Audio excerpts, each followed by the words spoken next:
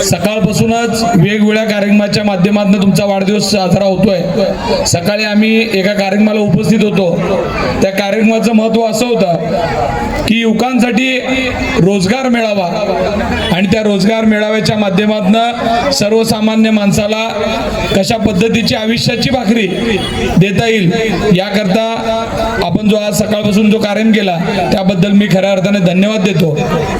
तुम्हाला जो वारसा लागलेला आहे, आदरणीय गुरुजी यांचे तुम्ही नातू आहेत, त्यांनी अनेक लोकांची घरं उभं केली, त्यांना सगळ्यांना शक्ती दिली, ताकद दिली आणि या भागाचंच नाही तर संपूर्ण बंजारा समाजाचं नंदनवन करण्याचं भाग्य त्यांना लाभलं। त्यांच्या माध्यमातून अनेक हिरे शैक्षणिक क्षेत्रात तयार झाले।